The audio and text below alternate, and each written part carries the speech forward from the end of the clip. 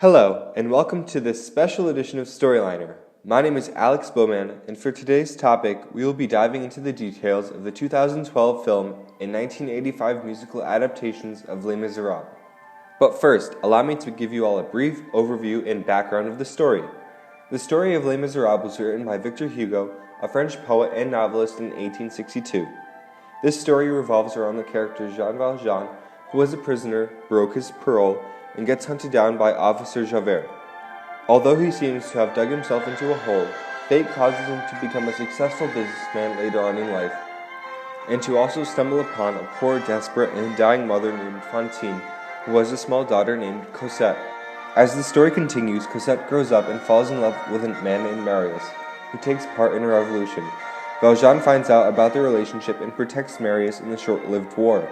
After the revolt, Javert commits suicide after Valjean spares his life, and later Cosette and Marius get wedded, but Valjean dies soon after. However, today I will be focusing on the character of Fantine, and more specifically the build-up of her character's tragedy, and how the 2012 adaptation was more emotionally impactful to the audience watching it than the 1985 adaptation. The 1985 Les Miserables musical was the first musical production of Les Miserables created by Claude Michael Schoenberg and Adam Bobille, and ended up being a Broadway hit and renowned musical worldwide that was translated into 21 different languages. In 2012, the first film adaptation of the 1985 musical was produced in Hollywood and directed by Tom Hooper. Due to the success of the musical on Broadway and throughout the theatrical world, the new Hollywood film had to fulfill high expectations for its fans around the world. Although both the 1985 and 2012 adaptations have similar songs, lines, and scenes, like in this example of the song, A Heart Full of Love,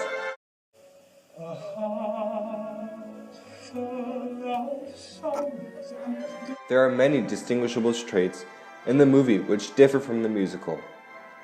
The change in song sequence in the 2012 movie allows for a better transition of scenes and character development in the film. In the Broadway musical, we see Fantine first during the song At the End of the Day, which introduces the character in a textile factory. And in this song, we find out that she is a child and is keeping her secret.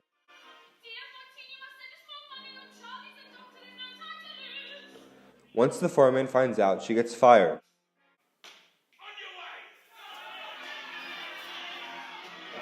Following this sequence, Fantine begins to sing the song I Dreamed a Dream, which can be interpreted by the audience as a self-reflection made by the character who only wishes for her life to be easier and for her lover to come back so that things will turn back to normal. Meanwhile, the change in song sequence in the film begins after she gets fired. Immediately, we see her on the streets trying to sell anything that she can to pay for her daughter Cosette. Then the song Lovely Ladies is played, and in the song, Fantine gradually begins to sell herself. It begins with her beautiful hair. Then, after a while, she sells her teeth. And finally, when she is at rock bottom and can no longer afford to support her child, she sells her body on the streets as a prostitute for the first time. Following this unfortunate set of events in Fantine's life, Fantine begins to sing the dramatic song, I Dreamed a Dream. The song I Dreamed a Dream is about how Fantine's life used to be, but then took a turn which was out of her control and destroyed all her dreams, ultimately leaving her in a miserable, bottomless pit. What further allowed the film to be more successful when carrying out Fantine's misfortunate set of events was that the director did many close-ups of the character. Normally, in a musical, the majority of the audience does not have a front seat in front of the actors, which forces the actors to exaggerate their facial expressions, which sometimes can appear phony.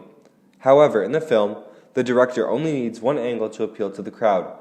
As stated by ScreenPrism.com, close-ups are arguably the most powerful tool in a director's arsenal.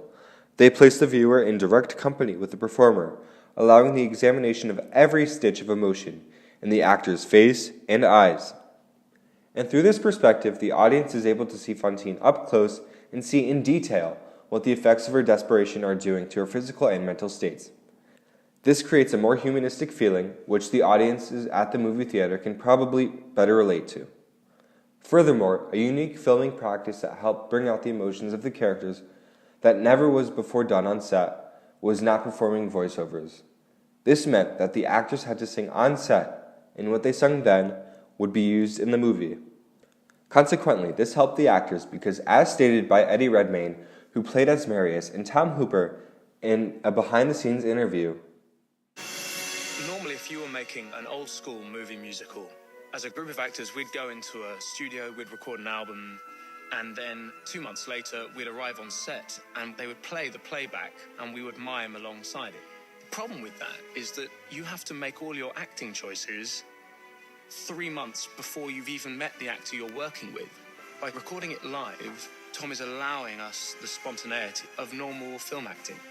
You can tell in your bones there's something false or unreal about people singing to playback. What will be exciting for the audience is that singing live has such a profound effect on the power and the realism of this story. These techniques allowed for Anne Hathaway, who was acting as Fantine, to have fragility in her voice, which correlated to what she was singing about. I had a dream my life would be